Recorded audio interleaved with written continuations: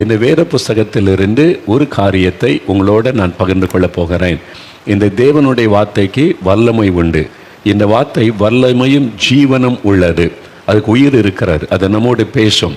இந்த வசனத்தை கவனிக்கும் போது உங்களுக்குள்ள ஒரு விடுதலை உண்டாகும், சுகம் உண்டாகும், ஆறுதல் உண்டாகும், உங்கள் வாழ்க்கையில் அற்புதம் நடக்கும். என்னால் இந்த வசனம் அவ்வளவு வல்லமை உள்ளது. இயேசுவின் வார்த்தைகள் வல்லமை உள்ளது. அதிலிருந்து தான் சில காரியத்தை உங்களோட பகிர்ந்து கொள்ளப் போகிறேன். என்னால் நாம் யாரிடத்தில் வேண்டிக் கொள்ளப் போகிறோமோ அவர் எப்படிப்பட்டவர் என்பதை அறிந்து கொள்ளணும். இந்த இயேசு எப்படிப்பட்டவர், அவர் நம்மகிட்ட என்ன எதிர்பார்க்கிறார், அவருக்கு ஏதாவது காணிக்கை கொடுக்கணுமா, அவருடைய புண்ணிய ஸ்தலத்துக்கு வரணுமா, பரிகாரத்துக்காக ஏதாவது நான் இயேசுக்காக செய்யணுமா, பண செலவு பண்ணணுமா, என்ன செய்யணும், இதெல்லாம் நம்ம அறிந்து கொண்டு ஜெபிக்கும் போது தான் அற்புதத்தை நம்ம பெற்றுக்கொள்ள முடியும். அதனால் ஒரு நிமிடம் அப்படியே கண்களை மூடி, இயேசுவே என்னோடு பேசும், உம்முடைய வார்த்தைகளை கொண்டு என்னோடு பேசும், இன்றைக்கு எனக்கு ஒரு அற்புதம் வேண்டும், நீர் இவங்களுக்கெல்லாம் அற்புதம் செய்ததை போல எனக்கும் ஒரு அற்புதம் செய்யும். அப்படி கேளுங்க. ஒரு நிமிஷம் ஜெபம் பண்ணுங்க. இயேசுவே என்னோட பேசுங்க, என்னை தொடுங்க, எனக்கு அற்புதம் செய்யுங்க, எனக்கு விடுதலை கொடுங்க, என் துக்கத்தை சந்தோஷமாக மாற்றுங்கன்னு ஜெபம் பண்ணுங்க. தகப்பனே, யார் யார் உண்மையான இருதயத்தோடு உம்முடைய பிரசன்னத்தில் காத்திருந்து இயேசுவே என்னோட பேசுங்க, என்னை தொடுங்க, எனக்கு விடுதலை கொடுங்க, என் துக்கத்தை சந்தோஷமாக மாற்றுங்க என்று யார் யார் வேண்டிக் கொள்ளுகிறார்களோ அவர்களோடு உம்முடைய வசனத்தை கொண்டு நீர் பேசும், உம்மை அவளுக்கு வெளிப்படுத்தும், இன்றைக்கு அவளுக்கு அற்புதம் செய்யும். இயேசுவின் நாமத்தில் ஜெபிக்கிறேன் பிதாவே, ஆமேன், ஆமேன். வேத புஸ்தகத்தில் 2 கொரிந்தியர் 1 அதிகாரம் 3வது வசனம். இந்த வேத புஸ்தகத்தில் 2 கொரிந்தியர் 1 அதிகாரம் 3 வசனத்தில் ஆண்டவருக்கு ஒரு அழகான பெயர் சொல்லப்படுகிறது. நம்மை சிருஷ்டித்த ஆண்டவர், நம்மை உண்டாக்கின ஆண்டவர் எப்படிப்பட்டவர் அப்படின்னு ஒரு காரியம் சொல்லப்படுகிறாரு. அவர் சகலவிதமான ஆறுதலின் தேவன் என்று அவரை குறித்து சொல்லப்படுகிறாரு. இந்த வேத புஸ்தகத்தில் ஆண்டவருக்கு ஆயிரக்கணக்கான பெயர்கள் குறிப்பிடப்பட்டிருக்கிறாரு. அவர் சமாதானத்தின் தேவன், அவர் நம்பிக்கையின் தேவன், அவர் வல்லமையுள்ள தேவன், அவர் அற்புதங்களை செய்கிறவர், அதிசயமானவர், இப்படி நிறைய பெயர்கள் சொல்லப்படுகிறாரு. அவருடைய ஒவ்வொரு பெயரிலும் அர்த்தமும் வல்லமையும் ஆசீர்வாதமும் உண்டு. இந்த இடத்துல அவர் சகலவிதமான ஆறுதலின் தேவன் என்று சொல்லப்பட்டிருக்கிறாரு. இந்த நாளுக்காக, இந்த வசனத்தை கேட்கிற உங்களுக்காக நான் தேவ சமூகத்தில் காத்திருந்து ஜெபித்து கொண்டிருந்தேன். பல நாட்களாக அப்பப்போ ஜெபித்து கொண்டே வந்தேன். சில நாட்கள் உபவாசம் பண்ணி நான் ஜெபித்து கொண்டிருந்தேன். ஆண்டவரே, இந்த மக்களோடு நீங்கள் பேசணும், இந்த ஜனங்களை ஆசீர்வதிக்க வேண்டும், நான் என்ன செய்தி அவளுக்கு சொல்ல வேண்டும், எப்படி ஜெபிக்க வேண்டும் என்றெல்லாம் நான் காத்திருந்து தேவ சமூகத்தில் ஜெபிப்பது வழக்கம். அப்படி நான் ஜெபிக்கும்போது இந்த நாளுக்காக ஆண்டவர் சொன்ன வார்த்தை, நான் ஆறுதலின் தேவன் என்பதை அந்த மக்களுக்கு சொல். ஏனென்றால் நிறைய பேருடைய உள்ளம் காயப்பட்டு வேதனைப்பட்டு ஆறுதலுக்காக ஏங்கி கொண்டிருக்கிறது. அதனால் நான் அவளை ஆறுதல் படுத்தி அதற்கான அற்புதங்களை செய்து அவருடைய துக்கத்தை சந்தோஷமாய் மாற்றி மகிழ்விப்பேன் என்று ஆண்டவர் பரிசுத்த ஆவியானவர் மூலமாய் என்னோடு பேசினார். அதனால தான் இந்த வசனத்தை உங்களுக்கு சொல்லுகிறேன். ஆண்டவர் சொல்லுகிறார், என் மகளே, நான் உனக்கு ஆறுதல் தருகிற ஒரு தேவன், என் மகனே, நான் உனக்கு ஆறுதல் தருகிற ஒரு தேவன், சகலவிதமான ஆறுதலின் தேவனா. எந்த பிரச்சனை உங்களுடைய வேதனைப்படுத்தி காயப்படுத்தி துக்கப்படுத்தி இருந்தாலும் அந்த காயத்தை மாற்றக்கூடிய ஒரு ஆறுதலை ஆண்டவரால் தர முடியும். உங்களுடைய உள்ளம் காயப்பட்டு வேதனைப்பட்டு அதனால் மனம் உடைந்து நம்பிக்கை இழந்து வேதனையோடு நீங்கள் அமர்ந்திருக்கலாம். ஆண்டவர் இயேசு உங்கள் பக்கத்தில் வந்து சொல்லுகிறார், என் மகனே, நான் உனக்கு ஆறுதல் செய்கிற ஒரு தேவன், என் மகளே, நான் உனக்கு ஆறுதலின் தேவன். ஏன் கலங்கி கொண்டிருக்கிறாய்? ஏன் நீ வேதனைப்பட்டு கொண்டிருக்கிறாய்? என் உள்ளத்தில் இந்த காயம் இருக்கிறது, இந்த வேதனை இருக்கிறது, யாரிடத்திலுமே சொல்ல முடியாத இந்த துக்கம் பாரம் இருக்கிறது. அப்படி காயப்பட்ட உள்ளத்தோடு நீ இருந்து கொண்டிருக்கிறாயா மகனே, மகளே? உங்கள் பக்கத்தில் தான் இன்றைக்கு இயேசு வந்து இருக்கிறார். அவர் உங்களுக்கு ஆறுதல் செய்கிற ஒரு தேவன். ஒருவேளை பாவத்து நிமித்தம் உள்ளம் காயப்பட்டு யாரிடத்தில் இது சொல்ல முடியும்? என்னால் இந்த பாவத்தை விடவும் முடியவில்லை, நிம்மதியாக இருக்கவும் முடியவில்லை, இது என்ன வாழ்க்கை என்று மனம் கலங்கி நிற்கலாம். ஆண்டவர் இயேசு வந்து உங்கள் பக்கத்தில் நிற்கிறார். நான் உனக்கு ஆறுதல் தருவேன், இந்த காயங்களை மாற்றுவேன் என்று கர்த்தர் உங்களுக்கு சொல்லுகிறார். ஒருவேளை வியாதி நிமித்தம் உங்களுடைய உள்ளம் காயப்பட்டிருக்கலாம். எனக்கு ஏன் இந்த வியாதி வந்தது, எங்கள் குடும்பத்தில் ஏன் இப்படி ஒரு வியாதி வந்தது, உங்களுடைய உள்ளத்தில் ஒரு துக்கத்தை கொடுத்து கொண்டிருக்கலாம். நான் பக்தியாக தானே இருக்கிறேன், கடவுள் நம்பிக்கையோடு தானே இருக்கிறேன், நான் கடவுளெல்லாம் தேடுகிறேனே, எனக்கு இப்படி ஒரு வியாதி வந்து விட்டதே, மருத்துவம் கைவிட்டு விட்டதே, இவ்வளோ பணம் சொல்ல பண்ணிய சுகத்துக்கான அறிகுறி கூட தெரியவில்லையே, நான் என்ன பாவம் செய்து விட்டேன், என்ன சாபம் என்னை தொடருகிறது. உள்ளுக்குள்ளே ஒரு வேதனை, ஒரு காயம், இரவெல்லாம் தூங்க முடியாதபடி கண்ணீர், வேதனையிலே இரவும் பகலும் கழித்து கொண்டிருக்கிறீர்களா? உங்கள் பக்கத்தில் இயேசு வந்து நின்று சொல்லுகிறார், என் மகனை, நான் உனக்கு ஆறுதல் செய்கிற தேவன், நீ கலங்காதே. இந்த ஆண்டவர் உங்களோடு பேசுகிறார். ஒருவேளை பிசாசினால் உண்டான போராட்டம், மனதில் பாதிப்புகள், டிப்ரெஷன், மன அழுத்தம், வெளியே சொல்ல முடியாத பிரச்சனைகள், குடும்பத்துக்குள்ளே குழப்பமான நிலைமை, என்ன செய்வதுன்னு தெரியல அப்படின்ற ஒரு வேதனை, யாரிடத்தில் சொன்னாலும் அதை புரிந்து கொள்வாங்களா, அதை சரியாக விளங்கி கொள்வாங்களா, என்னையே குற்றப்படுத்தி விடுவாங்களா, இந்த மாதிரி ஒரு மனக்குழப்பம், இருதயம் காயப்பட்டு ஒரு இருதயத்துக்குள்ளே நீங்கள் அழுது கொண்டிருக்கிற ஒரு நிலைமை, நான் ஏன் இந்த உலகத்தில் வாழ வேண்டும், மரித்துவிட்டால் நலமாயிருக்குமே என்று வாழ்க்கையை வெறுத்துவிட்ட ஒரு கசந்த நிலைமை, அப்படி தான் நீங்கள் அமர்ந்திருக்கிறீங்களா? இயேசு உங்கள் பக்கத்தில் வந்து சொல்லுகிறார், என் மகனே, நான் உன்னை புரிந்து கொள்ளுகிற தேவன், நான் உன்னை அறிந்திருக்கிற தேவன், நான் உனக்கு ஆறுதல் தருகிற தேவன் நான் என்று ஆண்டவர் உங்களோடு பேசுகிறார். இன்றைக்கு உங்களுடைய காயங்களை மாற்றி உங்களை ஆறுதல் படுத்தி அதற்காக அற்புதம் செய்து ஆண்டவர் உங்களை மகிழ்விக்க போகிறார். அதற்காக இயேசு இந்த உலகத்தில் உலாவின நாட்களில் அவர் எப்படி மனிதர்களை ஆறுதல் படுத்தினார், காயப்பட்ட உள்ளத்தோடு இருந்தவர்களை எப்படி ஆறுதல் படுத்தி அவருடைய துக்கங்களை மாற்றினார் என்று நிறைய சம்பவங்கள் இந்த வேதத்தில் எழுதப்பட்டிருக்கிறது. இயேசு இந்த உலகத்தில் மனிதனாய் உலாவின அந்த நாட்களில் அதில் ஒரு 3 சம்பவங்களை நான் உங்களுக்கு சொல்லி உங்களுக்காக ஜெபிக்க போகிறேன். அது உங்களை குறித்ததாகத்தான் இருக்கும். உங்களுடைய ஏதோ ஒரு பிரச்சனை, உங்களை காயப்படுத்துகிற ஏதோ ஒரு காரியம், ஆறுதல் இல்லாமல் தவிக்கிற ஏதோ ஒரு காரியம், அதை குறித்து ஆண்டவர் உங்களோடு இன்றைக்கு பேச விரும்புகிறார். முதலாவது ஒரு சம்பவத்தை வேத புஸ்தகத்தில் லூக்கா 7ஆம் அதிகாரம் 37வது வசனம் முதல் நீங்கள் வாசித்தால் வேத புஸ்தகத்தில் ஒரு சம்பவம் எழுதப்பட்டிருக்கிறது. உண்மையாய் நடந்த ஒரு சம்பவம். இயேசு ஒரு வீட்டுக்கு விருந்துக்கு அழைக்கப்பட்டு அந்த வீட்டில் ஒரு விருந்துக்காக உட்கார்ந்திருக்கிறார். அந்த சமயத்தில் அந்த ஊரில் இருந்த பாவியான ஒரு பெண், வசனம் சொல்லுகிறது பாவியான ஒரு பெண், விபச்சார பாவத்தினாலே தன்னை கரைப்படுத்தி கொண்ட ஒரு பெண். அதனால் அவள் இயேசு இங்கே வந்திருக்கிறார் என்பதை கேள்விப்பட்டு வந்து அவருடைய பாதத்தில் விழுந்து கண்ணீர் விட்டு அழுதாள் என்று வசனம் சொல்லுகிறது. தன் கண்ணீரினால் இயேசுவின் பாதத்தை நனைத்தாள். அப்பொழுது இயேசுடைய உடைந்த உள்ளத்தை பார்க்கிறார், காயப்பட்ட உள்ளத்தை பார்க்கிறார், பாதிக்கப்பட்ட அவருடைய உள்ளத்தை இயேசு பார்க்கிறார். ஆனால் அந்த விருந்துக்கு அழைத்த அந்த ஊரில் இருந்த அந்த மனிதன் சொல்லுகிறான், ஐயோ, இவள் பாவியான ஒரு பெண் ஆயிற்றே, இவளால் எத்தனை குடும்பம் பாதிக்கப்பட்டது, இவளால் எத்தனை பேர் பாவத்துக்குள்ளானாங்க, இவள் எப்படி இயேசுவை தொட முடியும்? இயேசு எவ்வளோ பரிசுத்தம் உள்ளவர், தீர்க்கதரிசி, கடவுள் மனிதனாக நம் மத்தியில் வந்திருக்கிறார் என்று எண்ணிக்கொண்டிருக்கிறோம், இவள் எப்படி இயேசுவை தொடலாம் என்பதாக அவளை குறித்து தவறான எண்ணம் கொண்டு கோபப்படுகிறான். இயேசு அதை அறிந்து கொண்டார். இயேசு அவருடைய உடைந்த உள்ளத்தையும் அவளுக்குள்ள இந்த காயத்தையும் நிம்மதியில்லாமல் தவிப்பதையும் இயேசு பார்க்கிறார். என் பாவம் மன்னிக்கப்படுமா? எனக்கு பாவத்திலிருந்து விடுதலை கிடைக்குமா? எல்லாரும் என்னை பாவி என்று குற்றப்படுத்துகிறார்கள், என் உள்ளத்தை காயப்படுத்துகிறார்கள், நான் என்ன செய்வதென்று தவிக்கிறேன், யார் என் பாவத்தை மன்னிப்பாங்க, யார் எனக்கு இந்த பாவத்திலிருந்து விடுதலை தருவார்கள்? அந்த ஏக்கத்தோடு கூட அந்த மகள் இயேசுவை பற்றி அறிந்து வந்து அவருடைய பாதத்திலே விழுந்தாள். இயேசு அவளை பார்த்து என்ன சொன்னார்? அவளை குற்றப்படுத்தும்படியாக கை நீட்டி சொல்லவில்லை. இயேசு சொல்கிறார், 48வது வசனம் 50வது வசனத்தில் இயேசு சொல்ல, மகளே, உன் பாவங்கள் உனக்கு மன்னிக்கப்பட்டது. முதலாவது இயேசு அவளை பார்த்து சொல்லுகிறார், மகளே, உன் பாவங்கள் உனக்கு மன்னிக்கப்பட்டது, நீ சமாதானத்தோടെ போ என்று ஆண்டவர், உன் விசுவாசம் உன்னை ரட்சித்தது என்று ஆண்டவர் சொல்லுகிறார். ஆறுதலான ஒரு வார்த்தை. எல்லாரும் குற்றப்படுத்துகிறாங்க, எல்லாரும் கை நீட்டி சொல்கிறாங்க, நீ பாவி, நீ பாவி, நீ பாவியான ஒரு பெண் என்பதாக.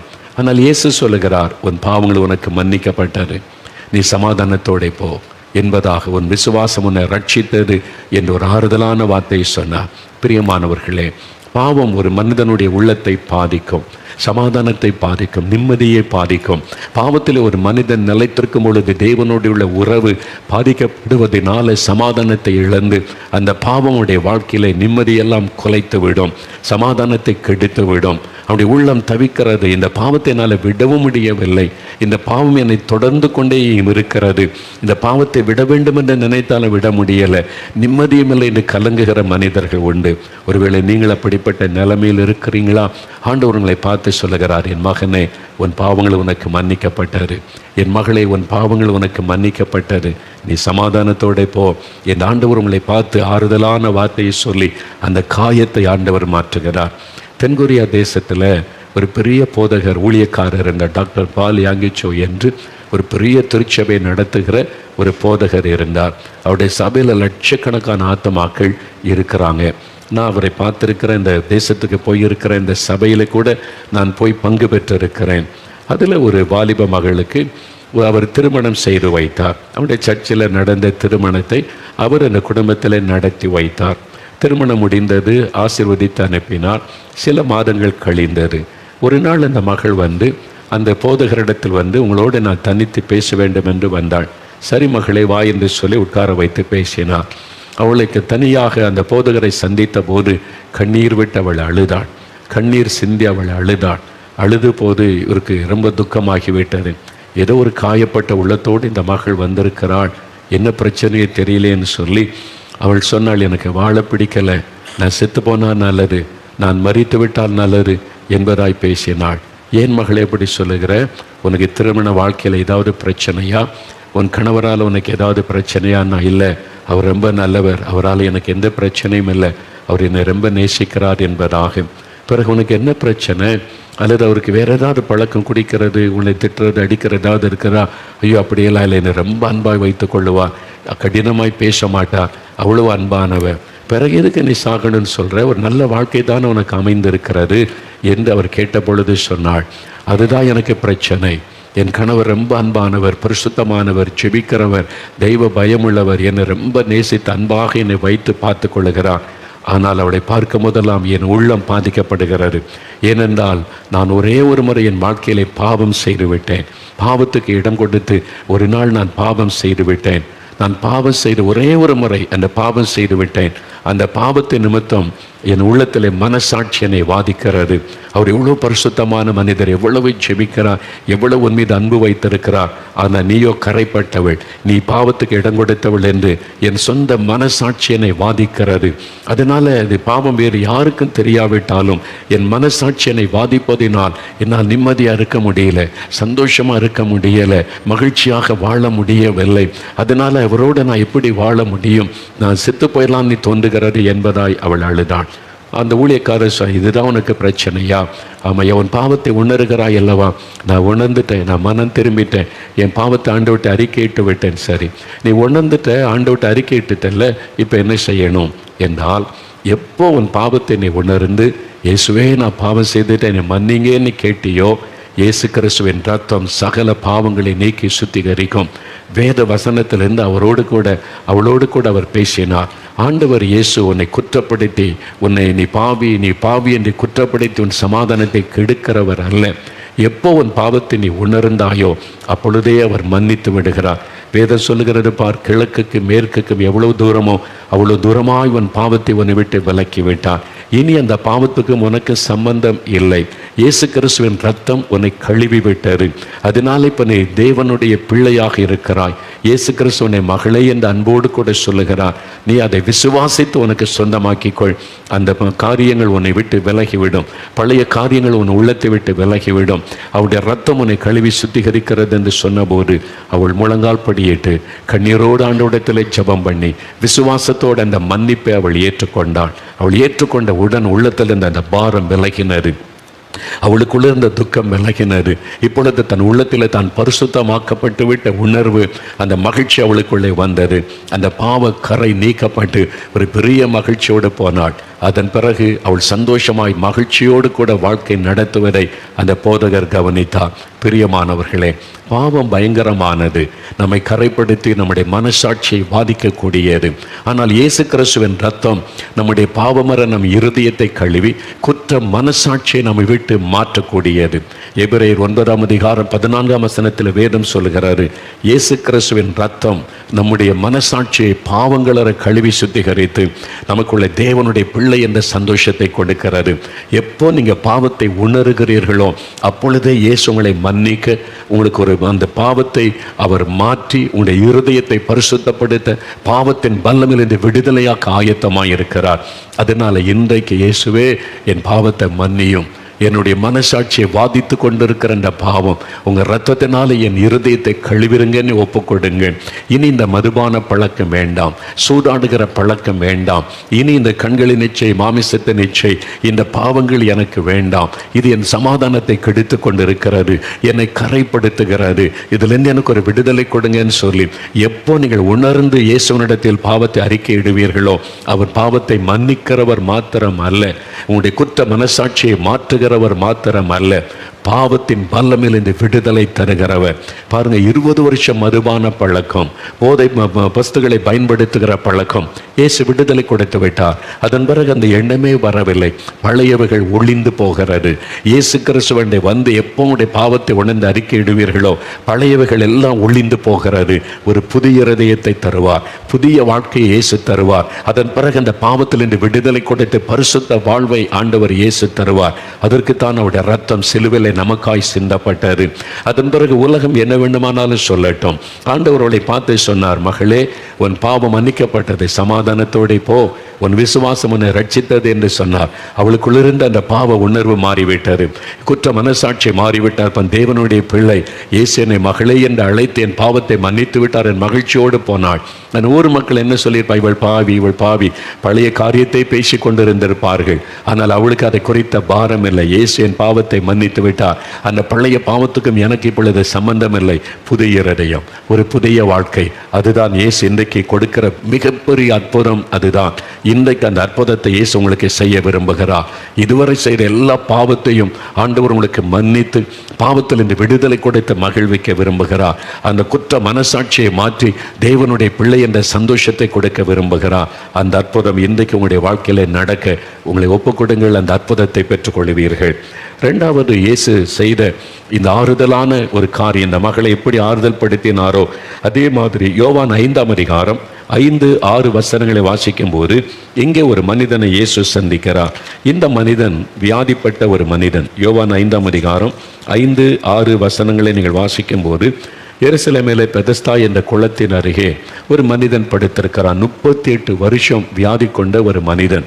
38 வருஷம் அந்த வியாதியினால் பாதிக்கப்பட்டு படுத்த படுக்கை ஆகிவிட்டான். கை கால்களெல்லாம் செயலற்று போயிருக்கும். நம்பிக்கை இழந்து போன ஒரு மனிதன். இப்பொழுது அவனை தேடி யாரும் வருவது இல்லை. 38 வருஷம் கடந்து விட்டது. குடும்பத்தாரும் கூட அவனை மறந்து போயிருப்பார்கள். அவனுக்கு அன்பு காட்டவும் ஆறுதல் சொல்லவும் உற்சாகப்படுத்தவும் யாரும் இல்லை. தனிமையாய் படுத்திருந்த நான் என்ன பாவம் செய்தேனோ, இந்த மாதிரி கஷ்டப்படுகிறேன் என்று தன்னையே நினைத்து அவன் வேதனைப்பட்டு கலங்கினவனாய் படுத்திருந்திருக்க வேண்டும். இயேசு அவனை தேடி போகிறார். அவனை பார்த்து என்ன சொல்லுகிறார்?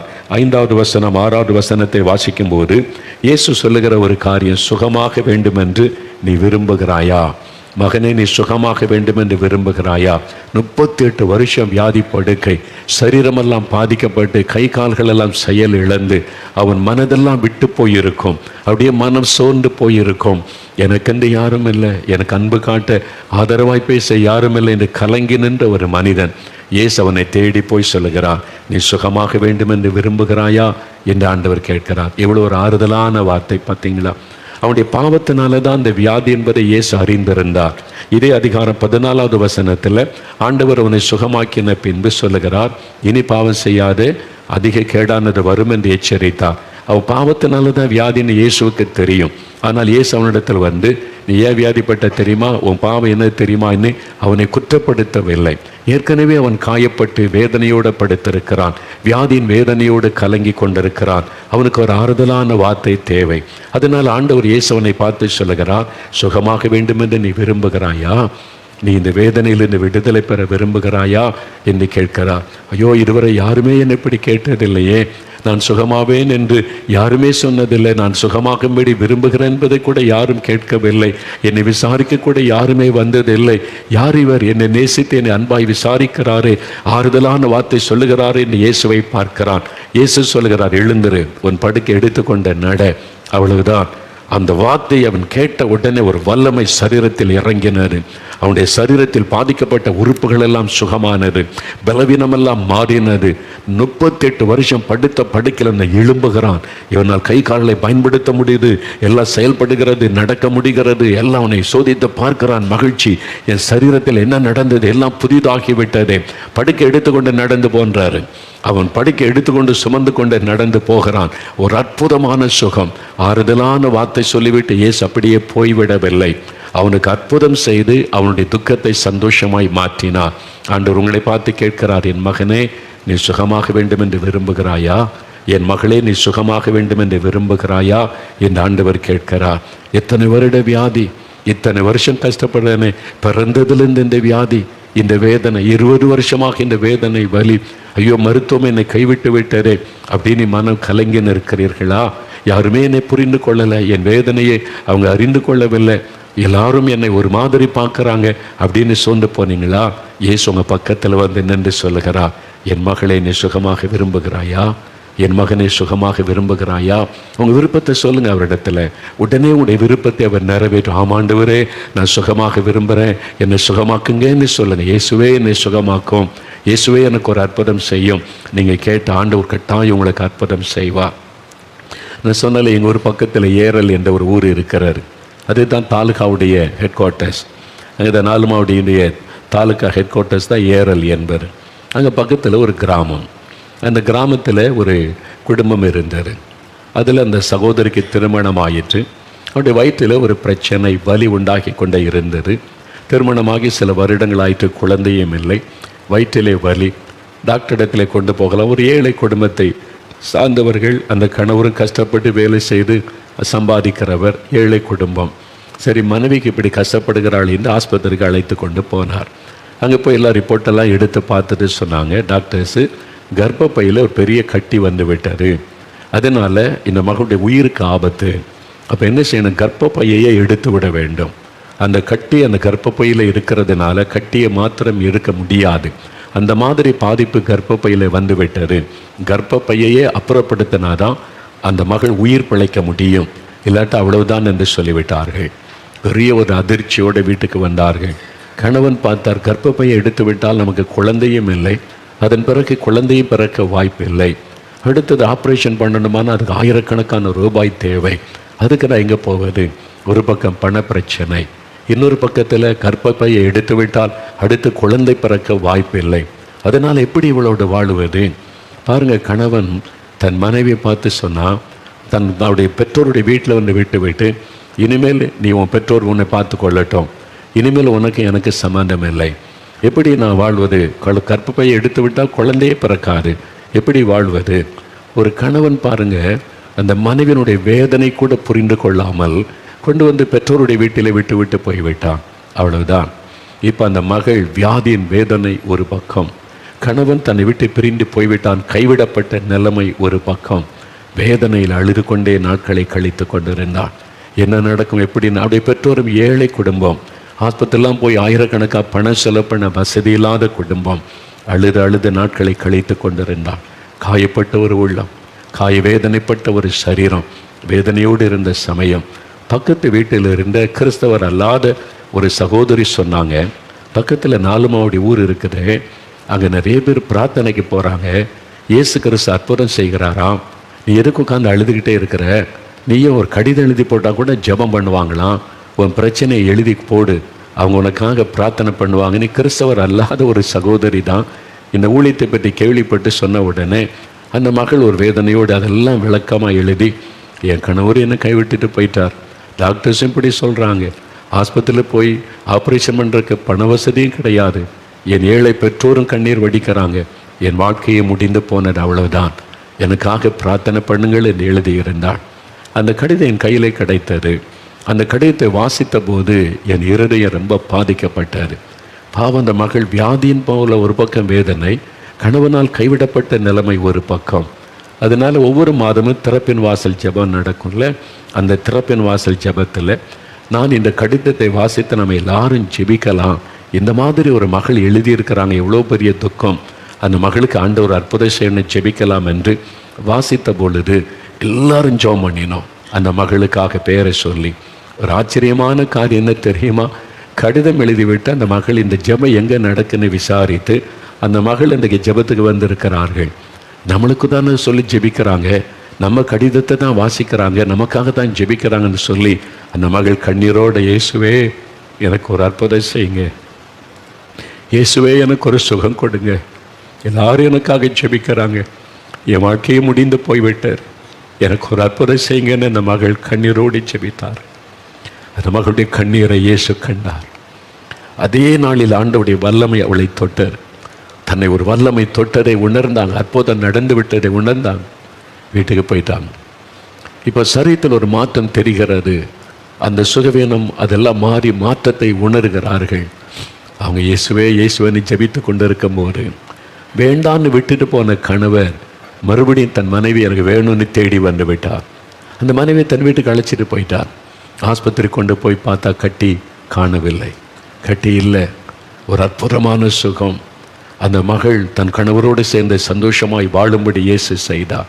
நம் இயேசு உடைக்கிறார். ஊழிய குழுவினர் கிராமத்தில் சுவிசேஷத்தை அறிவிக்க போன போது இந்த சகோதரி கையில் குழந்தையோடு வந்து சொன்னாங்க, 4 மாடியிலேருந்து வர்றீங்களா? ஆமாம், அங்கே தான் எனக்கு அற்புதம் நடந்துச்சு, என் கர்ப்பப்பையை எடுக்கணும்னு டாக்டர் சொல்லிட்டாங்க. நாங்கள் வந்து அழுது கண்ணீரோடு இயேசுக்கிட்ட ஜெபம் பண்ணேன். அந்த கட்டியும் போயிட்டு எனக்கு ஒரு குழந்தைய ஆண்டவர் தந்திருக்கிறாரு. இந்த இயேசுவை நான் மறக்க மாட்டேன், அந்த இயேசுவை நான் விட மாட்டேன், அந்த இயேசு தான் எனக்கு எல்லாம் என்று அந்த ஏழை மகள் சொன்னார்கள். எனக்கு அன்பானவர்களே, இயேசு எவ்வளோ அற்புதமான ஆண்டவர். அவர் எந்த மத வித்தியாசமும் பார்க்கிற தேவன் அல்ல. தன்னை நோக்கி ஜெபிக்கிறவர்கள் எந்த மதத்தை சார்ந்தவர்கள் என்றெல்லாம் பார்க்க அவருக்கு தெரியாது. இயேசுவே எனக்கு உதவி செய்யுங்க அப்படின்னு கூப்பிடும்போது காயப்பட்ட உள்ளம், வேதனைப்பட்ட உள்ளம், அதைத்தான் ஆண்டவர் பார்க்கிறார். அவங்களுக்கு அற்புதம் செய்து மகிழ பண்ணுகிறார். இன்றைக்கு உங்களுக்கு செய்வார். அவர் ஆறுதலின் தேவன். நான் ஆறுதல் படுத்துகிறேன். உங்களை ஆறுதல் படுத்தி வெறும் வார்த்தையில் சொல்லிவிட்டு போவது அல்ல, அவர் அற்புதம் செய்கிற ஆண்டவர். உங்களுடைய துக்கத்தை சந்தோஷமாய் மாற்றுவதற்கான அற்புதத்தை செய்வார். இனி அவ்வளவுதான் என்று மருத்துவம் கைவிட்டு இருக்கலாம், இயேசு உங்களை குணமாக்க முடியும். அவர் உங்களுக்கு அற்புதம் செய்ய முடியும். அவருடைய பெயரை சொல்லி விசுவாசத்தோடு ஜெபிக்கும் போது கட்டாயம் உங்களுக்கு அற்புதம் செய்வார். ஆண்டவர் பாருங்கள், இந்த மனிதன் 38 வருஷம் இனி அவ்வளவுதான் என்று நினைத்திருந்த நம்பிக்கையெல்லாம் இழந்து போன நேரத்தில் இயேசு வந்து சுகமாக்கி அனுப்பினார். நம்பிக்கை இழந்துட்டீங்களா? எல்லா மருத்துவமும் பார்த்துட்டோமே, எல்லா டாக்டர்கிட்டையும் போயிட்டோமே, எல்லா தெய்வத்தையும் கூப்பிட்டு பார்த்துட்டோமே, எவ்வளோ பணத்தை செலவு பண்ணி மந்திரவாதம் பண்ணிட்டோம், எல்லாமே செஞ்சு பார்த்துட்டோமே, எல்லாம் முடிந்தது, நம்பிக்கை இழந்து போயிட்டீங்களா? இயேசு கிறிஸ்து இருக்கிறார் உங்களுக்கு. அவர் உங்களை நேசிக்கிறவர், உங்களுக்காக பரிதபிக்கிறவர், உங்களை ஆறுதல் படுத்துகிறவர், உங்களுடைய கண்ணீரை துடைக்க அற்புதம் செய்கிறவர். இன்றைக்கு உங்களுக்கு செய்வார். அதே மாதிரி இன்னொரு சம்பவம் வேதத்தில் எழுதப்பட்டு இருக்கிறது. அதை மாத்திரம் நான் பார்த்துவிட்டு ஜெபிக்க போகிறோம்.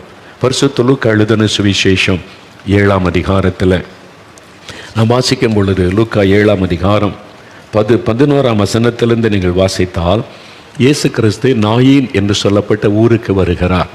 இயேசு கிராமங்கள் தோறும் பட்டணங்கள் தோறும் மக்களை தேடி சென்று அற்புதம் செய்து அவருடைய துக்கங்களை மாற்றினார். சுவிசேஷத்தை பிரசங்கித்து கொண்டு வந்தார். நாயின் என்று சொல்லப்பட்ட ஊருக்கு போனார். இப்பவும் அந்த ஊர் இருக்கிறாரு. 2000 வருஷம் கடந்த பிறகும் அதே பெயரில் அதே ஊர் இப்பவும் இருக்கிறாரு. நான் அந்த ஊருக்கு போய் பார்த்துருக்கிறேன். அந்த இடத்துல ஒரு ஆலயம் கட்டி இருக்கிறாங்க, இயேசு அற்புதம் செய்த இடத்துல. நாயின் என்று சொல்லப்பட்ட அந்த ஊரில் ஒரு விதவை. அந்த விதவை தாய்க்கு ஒரே ஒரு மகன். இப்போ கணவர் இறந்துட்டார், ஒரே பையன். அந்த பையனை வளர்த்து கொண்டு வந்தார்கள், வாலிபன் ஆகிவிட்டான். அந்த மகன்தான் அந்த விதவை தாய்க்கு எல்லாமே. அந்த மகனோடு தான் அவருடைய வாழ்க்கை. என் மகனுக்கு ஒரு நல்ல வாழ்க்கை அமையணும், அவன் என்னை கவனித்துக் கொள்வான் என்று அந்த வாலிப மகனோடு சந்தோஷமாய் வாழ்ந்தபோது திடீரென்று என்ன நேர்ந்ததோ, ஒரு வியாதி தாக்கி இருக்கலாம், ஒரு வியாதி பிரச்சனை வந்து அந்த மகன் மரித்து போய்விட்டான். அந்த வாலிபனுடைய மரணம் அந்த தாயினுடைய உள்ளத்தை மிகவும் பாதித்தது. ஒரே மகன், ஆதரவாயிருந்த மகன், ஆறுதலாயிருந்த மகன் மரித்து விட்டான். இனிமேல் அந்த தாயினுடைய எதிர்காலமே சூனியமாகிவிட்டார். இனி யார் இருக்கிறாங்க எனக்கு? இந்த வீட்டில் நான் தனியாக இருக்கணும். என் ஒரே மகனை வாலிப வயசில் பறி கொடுத்து விட்டேன். இனிமேல் எனக்கு யார் இருக்கிறார்கள்? மனம் உடைந்து போனார். இழப்பினால் உண்டான ஒரு பாதிப்பு, இழப்பின் நிமித்தம் உண்டான ஒரு காயம், ஆறுதலே படுத்திருக்கவே முடியாது. அழுது கொண்டு வேதனையோடு இருக்கிறார்கள். எவ்வளோ நேரம் பிணத்தை நீ வீட்டில் வைத்திருக்க முடியும்? அடக்கத்திற்காக அவனுடைய மகனை பாடையிலே கொண்டு போகிறார்கள். அந்த ஊராரில் திரளான மக்கள், ஏன்னால் பாவம் ஒரு விதவை, ஒரே மகன் மரித்து விட்டான் என்று சொல்லி திரளான மக்கள் அந்த அடக்க ஆராதனைக்கு வந்திருக்கிறாங்க. அந்த வாலிபனை சுமந்து கொண்டு போகிறாங்க. அந்த விதவை அழுது கொண்டே வருகிறாள். யோசித்து பாருங்க, அந்த மகள் அந்த பாடைக்கு பின்னால் தன் ஒரே மகனை இழந்து அழுது கொண்டு போகிற காயப்பட்ட ஒரு உள்ளம், கணவனை இழந்து அந்த வேதனை. ஒரு மகன் இருக்கிறான் என்று ஆறுதல் அடைந்தால் அந்த மகனும் மரித்து விட்டான். இனி என்ன செய்வது? இழப்பினால் உண்டான வேதனை, தனித்து விடப்பட்ட ஒரு வேதனை, அழுது கொண்டே வருகிறாள். அந்த ஊரில் நிறைய பேர் வந்தாங்க. யாருமே அவளுக்கு ஆறுதல் சொல்லவில்லை. நீ அழாத, எனக்கு யார் இருக்கிறான்னு அழுதிருப்பாள். சொன்னாங்க, சொல்லியிருக்கணும், நாங்கள் இருக்கிறோம், நீ பயப்படாத. யாருமே அப்படி சொல்ல முன் வரவில்லை. நம்ம சிரித்தா உலகமே நம்ம கூட சேர்ந்து சிரிக்கும். ஆனால் அழுதால் தனிமையில் தான் அழ வேண்டியது வரும் என்று ஒரு சொல்லுவார்கள். அதே மாதிரி அழுது கொண்டே வருகிறாள். இயேசு அப்பொழுது அந்த ஊருக்கு வருகிறார். தன் சீஷரோடு அவர் வருகிறார். அப்பொழுது அந்த சவ ஊர்வலம் வந்து கொண்டு இருக்கிறது. அந்த விதவை பெண் அழுது கொண்டே வருகிறாள். இயேசு நின்று அதை பார்க்கிறார். அந்த தாய் கண்ணீர் விட்டு புலம்பி அழுகிறதை பார்க்கிறார். இயேசு மனதுருகினார். இயேசு மனதுருகினார். வேதம் சொல்லுகிறது, இயேசு மனதுருகி அந்த தாய் பக்கத்தில் போய் சொல்லுகிறார், ஸ்திரியே அழாதே, மகளே நீ அழாதே, நீ அழுதாயினால் தாங்கிக் கொள்ள முடியவில்லை, உன்னுடைய கண்ணீர் என் உள்ளத்தை பாதிக்கிறது, நீ அழாதே. ஆண்டவர் ஆறுதலான ஒரு வார்த்தை சொன்னார். காயப்பட்ட அந்த உள்ளம், வேதனைப்பட்ட அந்த உள்ளம், நான் இழந்துட்டேன், கணவரை இழந்துட்டேன், மகனை இழந்துட்டேன், இனிமேல் எனக்கு யாரும் இல்லை, நான் யாருக்காக வாழணும் அப்படிலாம் நினைத்து அழுத அந்த மகளை பார்த்து இயேசு சொன்னார், நீ அழாதே, நீ அழுதா என்னால் தாங்கிக் கொள்ள முடியவில்லை. அதுதான் இயேசு, அதுதான் இயேசுவனுடைய அன்பு, அதுதான் இயேசுவனுடைய மனதுருக்கம். நீ அழுகிற, நீ அழுதா என்னால் தாங்கிக் கொள்ள முடியல மகளே, அழாதே. இவர் ஆறுதலை மாத்திரம் சொல்லிட்டு இயேசு போய்விடவில்லை. ஆண்டவர் பாடையை தொட்டார். உடனே எல்லாரும் நின்றாங்க, கவனிக்கிறாங்க, யார் இவர்? ஒரு தீர்க்கதரிசி மாதிரி வந்திருக்கிறாரே, கடவுள் மாதிரி வந்திருக்கிறாரே, யார் இவர்? ஆண்டவர் அந்த வாலிபனை கையப்படுத்தி எழுந்திரு என்று சொன்னார். வாலிபனை எழுந்திரு. என்ன செத்து போன ஒரு பையன்கிட்ட பேசுகிறார் இவர். செத்து போன ஒரு வாலிபன், அவன் பிணம் அடக்கம் பண்ண கொண்டு போகிற அவன்கிட்ட பேசுகிறார். அவனுக்கு எப்படி கேட்கும்? எல்லாரும் ஆச்சரியமாக பார்க்குறாங்க, இவர் என்ன பேசுகிறார் என்று. அவர் பேசினா பிணத்துக்கும் காது கேட்கும். அது காதில் அந்த சத்தை விழுந்துட்டான், உயிர் பெற்று எழும்பும். இயேசு சொன்னார், வாலிபனை எழுந்திரு என்று சொன்னார். அவனுக்குள்ளே போன உயிர் திரும்ப வந்து விட்டார். எளிமை உட்கார்ந்தான். இந்த தாய்க்கு எப்படி இருந்திருக்கும்? ஆனந்த கண்ணீர் வடித்திருப்பாள். இயேசுவின் பாதத்தில் விழுந்த நன்றி சொல்லி இருப்பாள். ஆண்டவரே, என் கண்ணீரை தொடச்சிங்க, என்னை ஆறுதல் படுத்தி என் மகனையை உயிரோடு எழுப்பி கொடுத்துட்டீங்களே. நீ ஜனங்கள்லாம் பார்க்குறாங்க, இவர் சாதாரண மனிதர் அல்ல, கடவுள் நமத்திலே மனிதனாய் வந்திருக்கிறார். லூக்கா 7:16 சொல்றாங்க, தேவன் தமது ஜனங்களை சந்தித்தார். Lord has visited his people. வானத்தை பூமி உண்டாக்கின தேவன் நமத்திலே வந்திருக்கிறார். அவரால் தான் இப்படி அற்புதம் செய்ய முடியும் என்று ஜனங்கள் எல்லாம் இயேசுவுக்கு நன்றி சொல்லுகிறார்கள். எனக்கு அன்பானவர்களே, அந்த மகளை ஆறுதல் படுத்தி அந்த கண்ணீரை துடைக்க அற்புதம் செய்த அதே இயேசு இன்னைக்கு உங்களை பார்த்து சொல்லுகிறார், நான் உன்னை ஆறுதல் படுத்துகிற தேவன். நீ அழுது கொண்டிருக்கிறாய், ஏன் கண்ணீர் விட்டு கொண்டிருக்கிறாய்? நீ அழாதே என் மகளே, நீ அழாதே என் மகனை, நீ அழாதே என்று ஆறுதல் படுத்துகிற ஒரு ஆண்டவர் இன்றைக்கு உங்களை சந்தித்து கொண்டிருக்கிறார். ஒரு சமயம் ஒரு கணவனும் மனைவியும் பார்க்க வந்தார்கள். உங்களுக்கு என்ன காரியத்திற்கு நான் ஜெபிக்க வேண்டும் என்று கேட்டேன். அவ்வளவுதான். அந்த சகோதரி ஓ என்று அழ ஆரம்பித்து விட்டார்கள். மிகுந்த கண்ணீர், அடக்கிக் கொள்ள முடியாதபடி அழுதார்கள். அந்த கணவருக்கு என்ன செய்வதென்று தெரியவில்லை. அந்த மனைவனுடைய துக்கம் அவ்வளோ பெரியது. அவங்க கொஞ்ச நேரம் அழுது முடித்த பிறகு, உங்களுக்கு என்ன பிரச்சனை, இதுக்காக நான் ஜெபிக்கணும், பிரார்த்தனை பண்ணணும். எனக்கு திருமணமாகி இத்தனை வருஷம் ஆயிற்று, குழந்தை இல்லை. 2 முறை குழந்தை உண்டாகி கருச்சிதைவு ஏற்பட்டு விட்டார். ஒவ்வொரு முறையும் நான் கருவுறும் பொழுது ஆண்டவர் என் ஜெபத்தை கேட்டார், எனக்கு ஒரு ஆசீர்வாதம் தந்து விட்டார் என்று நான் சந்தோஷப்படுவேன். சில மாதங்களிலே அந்த கரு அழிந்து விடும். 2 முறை நடந்து விட்டது. இழந்து விட்டேன். என் ஆசீர்வாதத்தை நான் இழந்து விட்டேன். இப்போ நிந்தை. எல்லாரும் சொல்றாங்க, இவன் என்ன பாவம் செய்கிறாளோ, இவன் மேல ஒரு சாபம் இருக்கிறது, அதனால தான் குழந்தையும் இல்லை, உருவாகிற குழந்தையும் அழிந்து போகிறாரு. சொந்த குடும்பம், சொந்த உறவுகள், வீட்டில் உள்ளவங்களே சொல்றாங்க மனமுடைந்து போனார். துக்கம், காயப்பட்ட ஒரு உள்ளம், இருதயம் காயப்பட்ட நிலைமையில் அந்த மகள் அழுதார்கள். இந்த கணவருக்கு எப்படி ஆறுதல் சொல்வதுன்னு தெரியல. அவர் தான் அழைத்து கொண்டு வந்திருக்கிறார். அவருடைய கண்ணீர் என் இருதயத்தை உடைத்தது. நான் அந்த மகளுக்கு என்ன சொல்ல முடியும்? அவன் மேலே கை வைத்த ஆண்டவரை, இழந்து போன இந்த ஆசீர்வாதத்தை திரும்பத்தார். இந்த மகள் இழந்து போன ஆசீர்வாதத்தை திரும்பத்தார். அவருடைய கண்ணீரை துடையும், அவருடைய காயத்தை மாற்றும் ஆண்டவரை என்று கண்ணீரோடு ஜெபம் பண்ணி, ஆண்டவர் உம்முடைய கண்ணீரை துடைப்பார், இழந்து போன ஆசீர்வாதத்தை திரும்ப தருவார் என்று சொல்லி ஆறுதல் படித்து அனுப்பிவிட்டேன். சுமார் 1 வருட காலம் கழிந்தது. அந்த கணவன் மனைவி என்னை பார்க்க திரும்ப வந்தார்கள். வந்தபோது அந்த மகளுடைய கையில் ஒரு அழகான குழந்தை. அந்த குழந்தையோடு வந்து சொன்னாங்க, இதே இடத்தில் வந்து நான் அழுதேன், நான் கண்ணீர் விட்டேன், என் நிந்தை மாறணுமே, நான் இழந்து போயிட்டேன் ஆசீர்வாதத்தை, வேதனையோடு வந்து அழுதேன், நீங்கள் கண்ணீரோடு எனக்காக ஜெபிச்சு அனுப்புனீங்க, இப்போ சந்தோஷமாய் வந்திருக்கிறேன், இந்த குழந்தையை ஆசீர்வதிங்க, இந்த குழந்தையை நீங்கள் ஆசீர்வதித்து கொடுங்கள் என்று என் கையிலே கொடுத்தார். அந்த சகோதரியின் முகத்தில் வந்த சந்தோஷம் இருக்கிறது, அளவிட முடியாத சந்தோஷம். அப்படித்தான் இந்த விதவை தாயும் மகிழ்ந்திருப்பாள், என் மகனை இயேசு திரும்ப தந்து விட்டார் என்று. அதுக்கு தான் இயேசு வந்தார், ஆறுதலின் தேவனாக அவர் வந்தார். இன்னைக்கு உங்க வீட்டுக்கு வந்திருக்கிறார், உங்க பக்கத்தில் வந்திருக்கிறார். என் மகளை நீ ஏன் அழுது கொண்டிருக்கிறாய், ஏன் கண்ணீர் வடிக்கிறாய்? நான் உன்னை ஆறுதல் படுத்துகிற ஒரு தேவன், சகலவிதமான ஆறுதலின் தேவன் இயேசு. அவரால் இப்படி ஆறுதல் படுத்த முடிகிறது, அவரால் இப்படி அற்புதம் செய்ய முடிகிறது. ஏன் தெரியுமா? சிலுவையிலே நமக்காக தன்னை பலியாய் கொடுத்தார். நம்முடைய பாவங்களை அவர் சுமந்தார் என்று 1 பேதுரு 2:24 எழுதப்பட்டிருக்கிறது. மத்தேயு 8:17 நம்முடைய நோய்களையும் பலவீனங்களை சிலுவையிலே சுமந்தார். 1 பேதுரு 2:24 அவருடைய தழும்புகளால் குணமாகிறோம் என்று எழுதப்பட்டிருக்கிறது. நமக்காக, உங்களுக்காக தன்னை சிலுவையிலே ஒப்பு கொடுத்து ரத்தம் சிந்தி காயங்களை ஏற்றுக்கொண்டார்.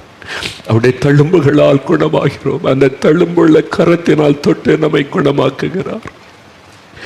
ஏசாயா 53:4 சொல்லுகிறது, நம்முடைய பாடுகளை ஏற்றுக்கொண்டு சிலுவையிலே நம்முடைய துக்கங்களை சுமந்தார், உடைய கண்ணீரை சுமந்தார், துக்கங்களை சுமந்தார்.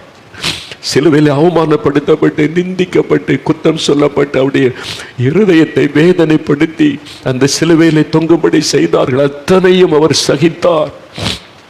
உங்களுக்காக எனக்காக பாடுகளை சகித்தார் என்று வேதம் சொல்லுகிறது.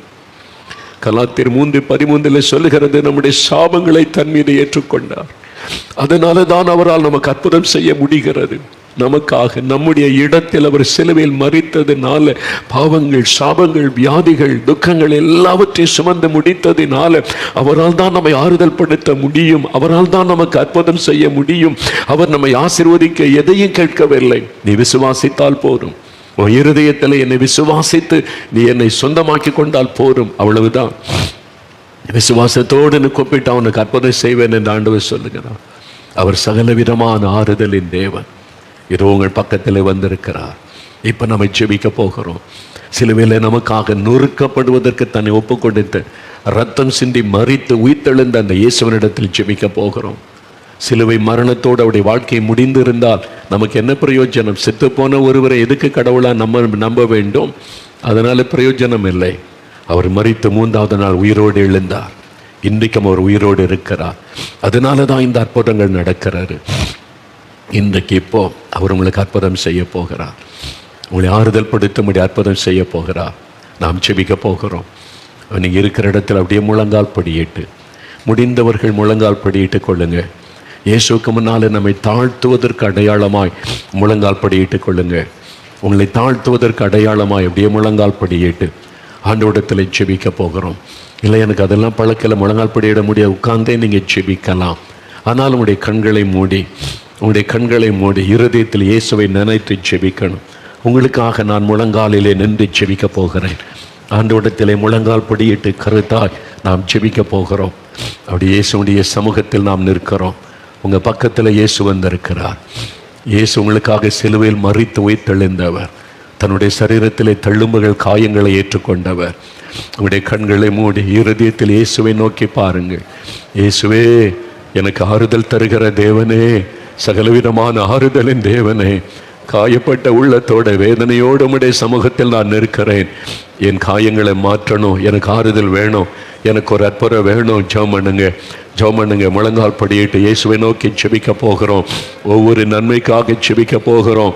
முதலாவது எனக்கு இந்த பாவத்திலிருந்து விடுதலை வேணும். என் பாவ மன்னிப்பு எனக்கு வேணும். இந்த குற்ற மனசாட்சி என்னை விட்டு மாறணும். இந்த பாவம் என்னை தொடர்ந்து கொண்டே இருக்கிறது. இந்த பாவம் என்னை குற்றப்படுத்தி கொண்டே இருக்கிறது. என்னால் நிம்மதியாக இருக்க முடியலை. இயேசுவே, என் பாவங்களை மன்னியும். இயேசுவே, உங்களுடைய ரத்தத்தினால என்னை கழுவும். ஜெபம் பண்ணுங்க. சகோதரனை ஜெபம் பண்ணுங்க. சகோதரி, இயேசுவே என் பாவங்களை மன்னியும். இயேசுவே, உம்முடைய ரத்தத்தினால என் இருதயத்தை கழுவும். இயேசுவே, என் உள்ளத்திலே நீர் வாரும். இயேசுவே, என் பாவங்களை சிலுவையில் சுமந்தீரே. என் பாவங்களுக்காக சிலுவையில் அடிக்கப்பட்டீரே. என் பாவங்களுக்காக சிலுவையில் ரத்தம் சிந்தினீரே. இயேசுவே, உம்முடைய ரத்தத்தினால் என்னை கழுவும். இயேசுவே, உம்முடைய ரத்தத்தினால் என்னை கழுவும். என் இருதயத்தை கழுவும். இயேசுவே, என் உள்ளத்தில் வாரும். இயேசுவே, எனக்குள்ள நீங்க வாங்க. இந்த பாவத்தில் இந்த விடுதலை கொடுங்க. பாவ மன்னிப்பின் சந்தோஷத்தை தாங்க. இயேசுவே கூப்பிடுங்க. இயேசுவே, எனக்கு உதவி செய்யுங்க. இயேசுவே, விடுதலை கொடுங்க. இயேசுவே, மன்னிங்க. ஜெபிக்க இயேசுடைய வல்லமை இறங்குகிறது. ஆண்டவருடைய பிரசன்னம் உங்க மேல இறங்குகிறது. ஆண்டவருடைய வல்லமுள்ள கரமுங்களை தொடுகிறது. இயேசுவே, என் பாவங்களை மன்னியும். இயேசுவே, என் உள்ளத்திலே வாரும். இயேசுவே, உம்முடைய ரத்தத்தினால் என்னை கழுவும். நீங்கள் ஜெபிக்க ஆண்டவருடைய வல்லமை இறங்குகிறது. இயேசுடைய ரத்தம் சகல பாவங்களை நீக்க நம்மை சுத்திகரிக்கும். அவருடைய ரத்தத்தின் வல்லமை உங்களுடைய இருதயத்தை கழுவி சுத்திகரிக்கிறது. குற்ற மனசாட்சியை மாற்றுகிறது. இப்பொழுது உங்களுடைய இருதயம் அவருடைய ரத்தத்தினால் கழுவப்படுகிறது. அவரால் மன்னிக்க முடியாத பாவம் ஒன்றுமில்லை. அவரால் நீக்க முடியாத பாவம் ஒன்றும் இல்லை. அவரால் விடுவிக்க முடியாத பாவத்தின் வல்லமை எதுவும் இல்லை. இயேசுவின் ரத்தத்தின் வல்லமை உங்களுக்குள் இறங்குகிறது. இயேசுவின் ரத்தத்தின் வல்லமை உங்களை கழுவுகிறது. உங்களுக்கு விடுதலை கொடுக்கிறது. இயேசுவே என் உள்ளத்தில் வாங்க, விடுதலை தாங்க. ஜெபிக்க ஆண்டவருடைய வல்லமை பலமாய் உங்கள் மேல இறங்கி அவருடைய ரத்தத்தின் வல்லமை விடுதலை கொடுத்து கொண்டு இருக்கிறது. இயேசுவே, என்னை மன்னிக்கிறதற்காய் ஸ்தோத்திரம். உங்க ரத்தத்தினால் என்னை கழுவுகிறதற்காய் ஸ்தோத்திரம். என் உள்ளத்தில் நீர் வருகிறதற்காய் ஸ்தோத்திரம். இயேசுவே, உமக்கு ஸ்தோத்திரம். ஆண்டவரை துதிங்க. அவருடைய பிரசன்னம் உங்களை நிரப்புகிறது. அநேகர் இன்னைக்கு விடுதலை அடைகிறீர்கள். பாவ வல்லமையிலிருந்து விடுதலை அடைகிறீர்கள். குடி பழக்கத்திலிருந்து விடுதலை, போதை வஸ்துகளிலிருந்து விடுதலை, பாவ கட்டுகள் அறுக்கப்படுகிறது. இன்றைக்கு குற்ற மனசாட்சி மாற்றப்படுகிறது. இதோ ரத்தத்தின் வல்லமை மேல இறங்குகிறது. இயேசுவின் ரத்தத்தின் வல்லமை இறங்குகிறது. அதற்காக நன்றி. நீ தொடுகிறதற்காக நன்றி. வல்லமை இறங்குகிறதற்காக நன்றி ஆண்டவரே, உமக்கு ஸ்தோத்திரம். ஆண்டவரை துதிக்க அவருடைய பிரசன்னம் உங்களை நிரப்பிக் கொண்டே இருக்கிறாரு. இப்ப சொல்லுங்க, இயேசுவே, என் உள்ளத்தில் நீர் வந்து விட்டதற்காய் ஸ்தோத்திரம். இருதயத்தில் கை வைத்து சொல்லுங்க, என் இருதயத்தில் நீர் வந்து விட்டதற்காய் ஸ்தோத்திரம். உடைய ரத்தத்தினால் என் இருதயத்தை கழுவி விட்டதற்காய் ஸ்தோத்திரம். இந்த பாவங்களை என்னை விட்டு விலகி போனதற்காய் ஸ்தோத்திரம். இயேசுவே, உமக்கு நன்றி. இயேசுவே, உமக்கு நன்றி. இயேசுவே, உமக்கு ஸ்தோத்திரம். இயேசுவே, உமக்கு ஸ்தோத்திரம். நீங்க துதிக்க அவருடைய பிரசன்னம் உடைய உள்ளத்தை நிரப்பி ஆட்கொள்ளுகிறது. அவருடைய பிரசன்னத்தினால் நிரப்பப்படைய சந்தோஷம் உள்ளத்தில் வந்துவிட்டது. பாவ மன்னிப்பின் சந்தோஷம். இயேசுவே, உமக்கு ஸ்தோத்திரம் சொல்லுங்க. உமக்கு நன்றி. நீர் கொடுத்த விடுதலைக்காய் நன்றி. சுகத்திற்காக நன்றி. உமக்கு நன்றி ஆண்டவரே. உமக்கு நன்றி. உமக்கு ஸ்தோத்திரம் ஆண்டவரே. உமக்கு ஸ்தோத்திரம். Thank you Lord. உமக்கு நன்றி.